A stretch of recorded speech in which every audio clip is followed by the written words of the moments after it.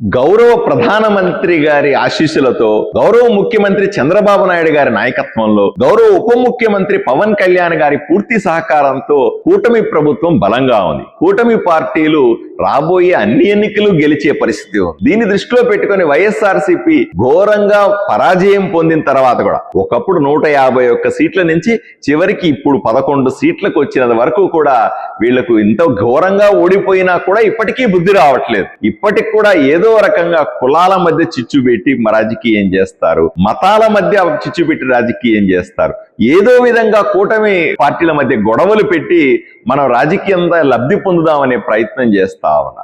అంతెందుకు, నిన్న అసెంబ్లీకి వచ్చారు వీళ్ళందరూ. ఓవైపున గవర్నర్ ప్రసంగం మొదలు పెట్టంగానే జగన్మోహన్ రెడ్డి గారు గాని, వాళ్ళ అనుచరులు 11 మంది ఎమ్మెల్యేలు గాని, మిగిలిన కొంతమంది ఎమ్మెల్సీలు గాని అందరూ పోయి పోడియం దగ్గర నిలబడటం, ప్లే కార్డులు ఆయన మొహం మీద ప్రదర్శించడం, పేపర్లన్నీ చించి గవర్నర్ మీదకి విసిరేయడం, నానా రభస చేయడము, ఇవన్నీ ఎంత దారుణమైన విషయాలో ఒకసారి ఆలోచన చేయండి.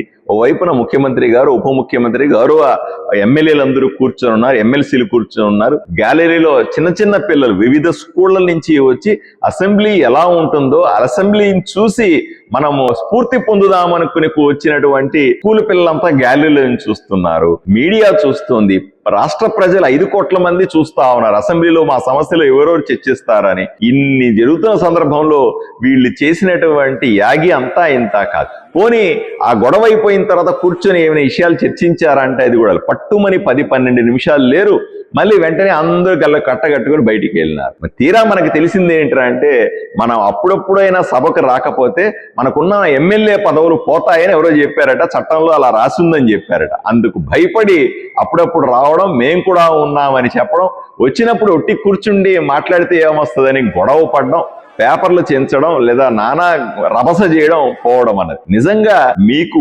ఓట్లేసి గెలిపించిన ప్రజల మనోభావాలను ఒకసారి అర్థం చేసుకోండి జగన్మోహన్ రెడ్డి గారు. మీకు కానీ మీరు గెలిచిన 11 మంది ఎమ్మెల్యేలకు ఓట్లేసిన ప్రజలు ఎంతగా మిమ్మల్ని చెదిరించుకుంటూ ఉంటారో, కనీస ప్రజల సమస్యల పట్ల మీరు చూపిస్తున్నటువంటి శ్రద్ధని వాళ్ళు చూస్తూ ఉంటారా లేదా అని ఒకసారి ఆలోచన చేసుకోవాలి. ఇంత కాదు, ఇంకెన్ని చేసినప్పటికీ కూడా కూటమి బలంగానే ఉంటుంది.